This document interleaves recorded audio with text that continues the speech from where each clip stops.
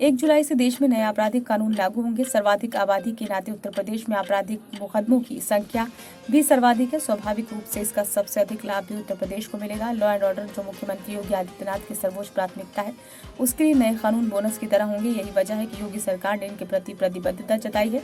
पिछले दिनों मुख्यमंत्री योगी आदित्यनाथ ने नए कानून लागू करने में हुई प्रगति की समीक्षा की। इनको लागू करने और इनसे संबंधित सभी स्टेक होल्डर्स को इनके प्रति जागरूक करने के बाबत जरूरी निर्देश दिए गए। ये बदलाव विश्व के सबसे बड़े लोकतांत्रिक देश की अवधारणा के अनुरूप है। ये शरीर, सोच और आत्मा में पूरी तरह से भारतीय है। इन बदलावों में अधिकतम सुशासन, पारदर्शिता, संवेदनशीलता, जवाबदेही, बच्चों और महिलाओं के हित पर खासा ध्यान दिया गया है। दंड की जगह न्याय पर सारा फोकस रखा गया है। शीघ्र न्याय मिले, इसके लिए नीचे से ऊपर तक जांच और साक्ष्य के लिए आधुनिकतम तकनीक को शामिल किया गया है। किसी भी मामले में न्याय मिलने की सीमा तय होगी। छोटे मोटे मामलों के निस्तारण के लिए पहली बार कम्युनिटी सर्विसेज की शुरुआत की गई है। अकेले इस बदलाव से सेशन कोर्ट में ही 40% मुकदमों का निस्तारण हो जाएगा। नए क्रिमिनल जस्टिस में राजद्रोह का कानून खत्म कर दिया गया है, पर भारतीय संप्रभुता का किसी तरह विरोध करने वालों के लिए कड़े दंड का प्रावधान है। आतंकवाद, जो देश की प्रमुख समस्याओं में से एक है, उसे पहली बार साफ तौर पर परिभाषित करते हुए दंड की व्यवस्था की गई है।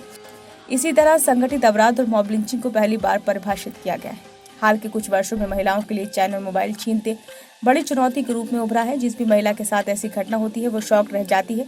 कभी कभी तो इस छीना झपटी में महिला को गंभीर चोटें आती हैं। ऐसी चोट जो जानलेवा हो सकती है या अपंगता की वजह।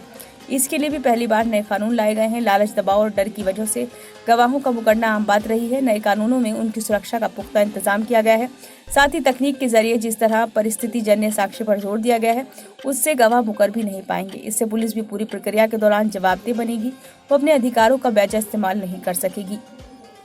कुल मिलाकर 313 धाराओं में बदलाव किए गए हैं। जो धाराएं अप्रासंगिक हो गई थी उनको हटा दिया गया। कुछ में नई टाइमलाइन भी जोड़ी गई है।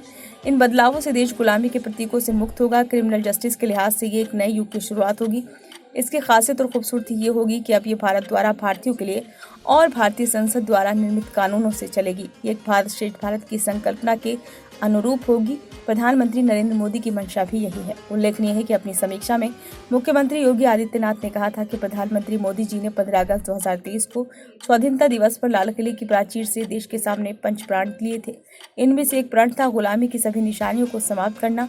इसी प्रण को पूरा करने के लिए संसद ने अंग्रेजों द्वारा बनाए गए इंडियन इन कानूनों को सुलभ, पारदर्शी और जवाबदेह बनाने के लिए बदल दिया गया।